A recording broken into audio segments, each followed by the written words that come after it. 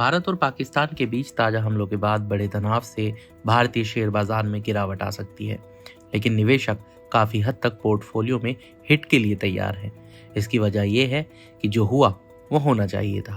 पहलगाम में हुआ आतंकी हमला नाकाबिले बर्दाश्त है। भारतीय बाजार में गिरावट आ सकती है, लेकिन इसे लेकर निवेशकों को घबराना नहीं है। ये भी उम्मीद है कि मार्केट इन हमलों को पॉजिटिवली ले और मार्केट इसे सलामी दे।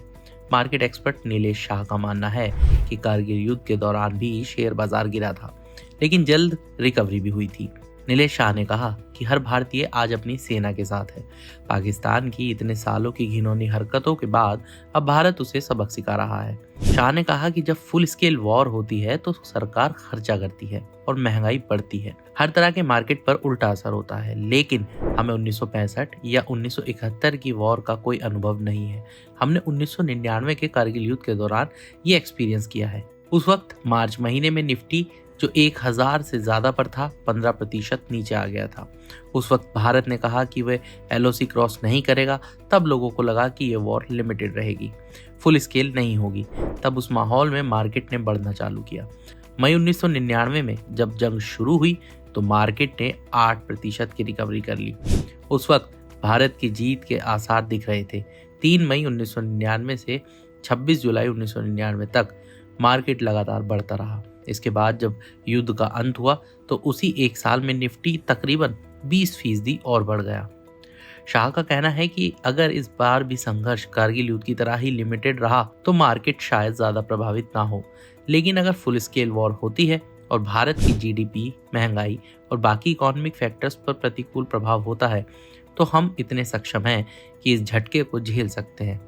लेकिन सामने आने वाले प्रतिकूल प्रभावों का रुपए, ब्याज दरों और शेयर बाजार में कुछ समय के लिए असर तो देखने को मिल सकता है।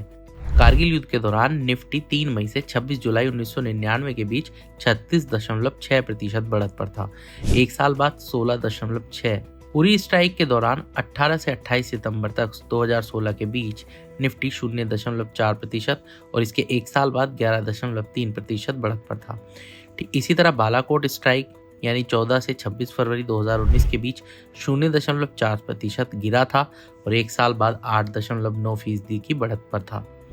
ऐसे में ट्रेडर्स को चौकन्ना रहने की जरूरत है। जिस तरह हालात बदलते हैं उसमें कुछ भी हो सकता है, लेकिन अगर आप निवेशक हैं तो बेझिझक हर करेक्शन पर खरीदारी कर सकते हैं।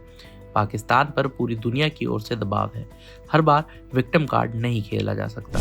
उम्मीद है कि भारतीय लीडरशिप हमारे सैनिकों की वीरता और इंटरनेशनल प्रेशर पाकिस्तान को पीछे हटने के लिए मजबूर कर देगा।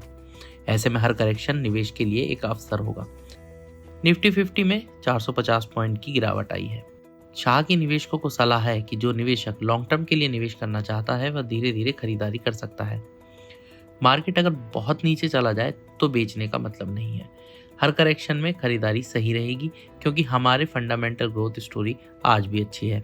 1962, 1965, 1971 के बड़े युद्धों ने हमारी इकोनॉमी को पीछे नहीं धकेला, लेकिन एक झटका जरूर लगा। हम उसे कवर करके आगे चलते गए। इसलिए करेक्शन में बेचने की जगह निवेश की सोचें। युद्ध का माहौल है, घटनाएं घट सकती हैं, इसलिए हमेशा सबसे बुरी संभावना को डिस्काउंट करने की कोशिश करेंगे। इसलिए धीरे धीरे निवेश करने का मन बनाइए। अब सवाल है कि अगर ये लड़ाई लंबी चली तो मार्केट का क्या होगा। इस पर नीलेश शाह कहते हैं, भारत और पाकिस्तान दोनों के पास परमाणु बम है। अगर इनके बीच लड़ाई लंबी चली तो सब ये सोचेंगे कि क्या कोई देश न्यूक्लियर बम का इस्तेमाल कर सकता है। इससे जो तबाही होगी वो अकल्पनीय है। अगर ये डर हावी हुआ तो शेयर मार्केट में अब अगर बाजार गिरा तो कौन सी बेस्ट बाय है।